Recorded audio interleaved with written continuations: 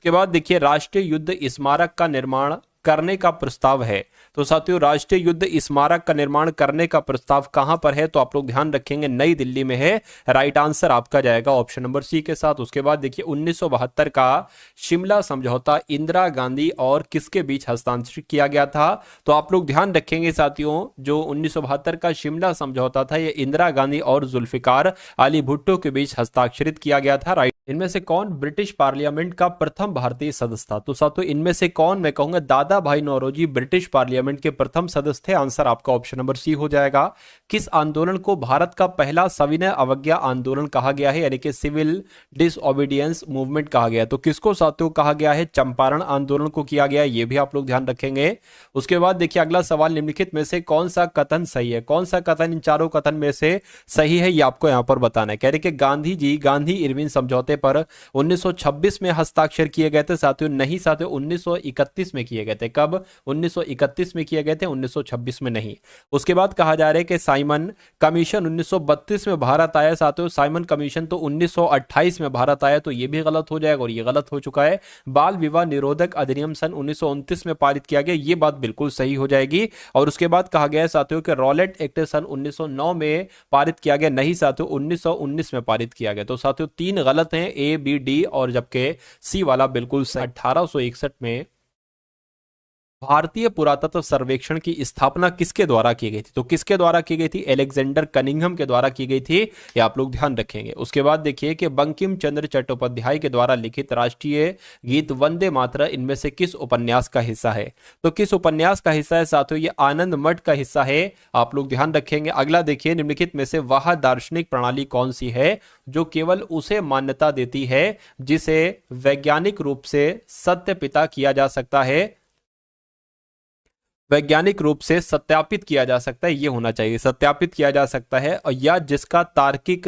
या गणितीय सत्यापन संभव है, और इस तरह तत्व मीमांसा तथा अस्तित्ववाद आस्तिकवाद को अस्वीकार करता है। तो यहां पर अगर बात करें साथियों राइट आंसर आपका क्या होगा, संरचनात्मक व्यवहारिकता नहीं, प्रतीकात्मक अन्योन क्रिया नहीं, मत भिन्नता नहीं साथियों, निश्चयात्मकता हो जाएगी। यानी कि अगर ये डिक्टो सवाल आपसे पूछा जाए तो आंसर मैंने आपको यहां पर बता दिया। उसके बाद देखिए कि फ्रंटियर गांधी के नाम से किन्हें जाना जाता है, तो फ्रंटियर गांधी के नाम से खान अब्दुल गफ्फार खान को जाना जाता है, आप लोग ध्यान रखेंगे। राइट आंसर आपका बी हो जाएगा।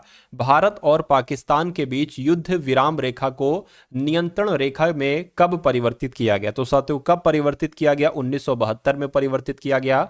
उसके बाद देखिए कि इंडियन लीग की स्थापना 1875 में कलकत्ता में की गई थी, तो किसके द्वारा की गई थी, किसके द्वारा साथियों की गई थी, शिशिर कुमार घोष के द्वारा की गई थी इंडियन लीग की स्थापना 1875 में कोलकाता में।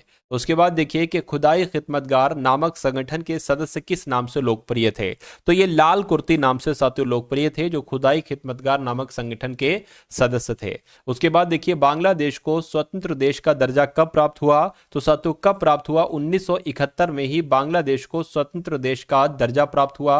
अगला देखिए शिमला समझौता 1972 पर किसके द्वारा हस्ताक्षर किए गए थे, तो किसके द्वारा साथियों किए गए थे, इंदिरा गांधी एवं जेड.ए. भुट्टो के द्वारा हस्ताक्षर किए गए थे, किस पर, शिमला समझौते पर, जो 1972 में हुआ था। इनमें से किसका निर्माण प्रथम विश्व युद्ध में शहीद हुए सैनिकों की स्मृति में किया गया था, तो साथियों जो इंडिया गेट की अगर बात करें, इंडिया गेट का निर्माण प्रथम विश्व युद्ध में शहीद हुए सैनिकों की स्मृति में किया गया था। विक्टोरिया टर्मिनल जिसे अब छत्रपति शिवाजी टर्मिनल कहा जाता है, इसका निर्माण साथियों कब किया गया था, तो इसका निर्माण की अगर बात करें कब किया गया था, 1888 में किया गया था, ये आपको यहां पर मालूम होना चाहिए। अगला सवाल देखिए कि हम वह हैं जिसे हमारे विचारों ने बनाया, इसलिए आप जो सोचते हैं उस पर ध्यान दें, शब्द गौण हैं, विचार रहते हैं, वे दूर तक जाते हैं, ऐसा किसने कहा था। तो अगर ये कथन आपके एग्जाम में साथियों पूछा जाए तो आप लोग बता देना कि ये स्वामी विवेकानंद जी के कथन है। Right answer option number C हो जाएगा। उसके बाद देखिए कि 1921 में एडविन लुटियंस ने इनमें से किसका निर्माण करवाया था, तो किसका निर्माण करवाया था साथियों, इंडिया गेट का निर्माण करवाया था, ये आप लोग ध्यान रखेंगे। अगला सवाल देखिए कि निम्नलिखित में से किन नेताओं ने ताशकंद समझौते पर हस्ताक्षर किए थे, आपसे पूछा जा रहा है। तो लाल बहादुर शास्त्री और अय्यूब खान की अगर बात करें तो इन दो नेताओं ने ताशकंद समझौते पर हस्ताक्षर किए थे। उसके बाद देखिए इंडिया नाम अगर बात करें तो नदी से लिया गया है, यानी कि किस नदी से लिया गया है इंडिया नाम, मैं कहूंगा सिंधु नदी से लिया गया है इंडिया नाम, ये भी आप लोगों को याद रखना है। उसके बाद देखिए महाभारत के अनुसार भीम और हिडिंबा का पोता कौन था? क्या महाभारत के अनुसार साथियों इनके पोते का नाम क्या था? बर्बरीक था। क्या इनके पोते का नाम था? बर्बरीक था। ठीक है, किसके पोते का नाम? भीम और हिडिंबा के। चलिए,